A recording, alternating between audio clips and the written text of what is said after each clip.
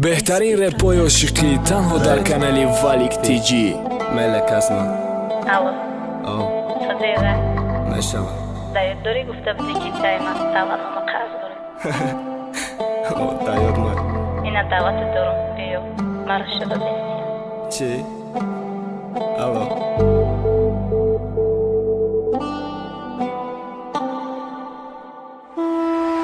به اقلاکی محالیم نمونده یا شوخی و تولی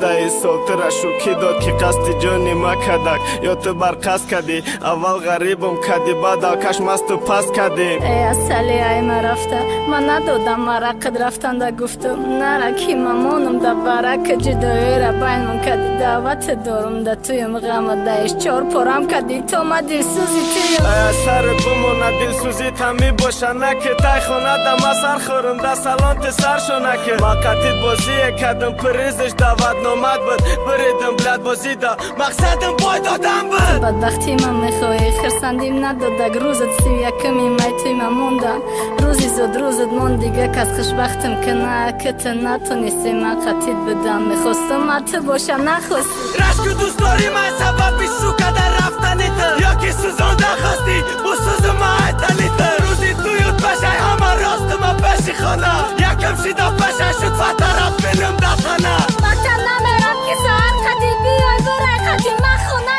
بخرکی موجه امرای قدی چی خیلی امرا ما بودم که دوست داری تو میشه نته با خوشبخشم اگر دوست داریم تو چی خطره باری دیگه مبینه ای چشمی ما وقتانان تا دا پشم گیرن مجی قرشکی ما بشکنم و دست ترکی قپا یک جایی ترا پوشا کلتا مکنم سکره بجی قپایی ترا حسیات درد نداد چی خیلی دیدی اشکاما دیلت حس که چی خیلی بغم گذراندم ششم ما روزی تویم هیچ گو نکن تو فقط تماشا کن من خیانت کارم که دیگر با خود تلاش کن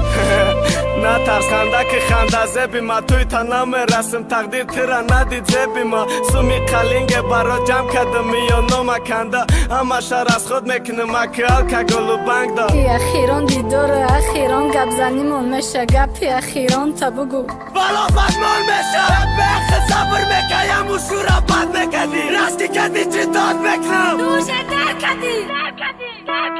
اومدم پشی ماشینی زکسش نمه ایستادم دلش بفشه نمه سوزم نگاه کده ایستارم دلی همه سوختش دیده چشمای پری آما دل شد خویت کدک مرا دیده که اولما خیالت بایی کارم من نکنم توی مرا ای بنام و سینم پرتایم و توی مرا پرتافتی وقتی که نیم داده من خوشبخش اکی را بره نای توی دیگه لوچی سخن نکن تمام آزی میبریمش بگی دستم پتک بفرکوشه یک بار بینیم راجتا با تمام همی اشتا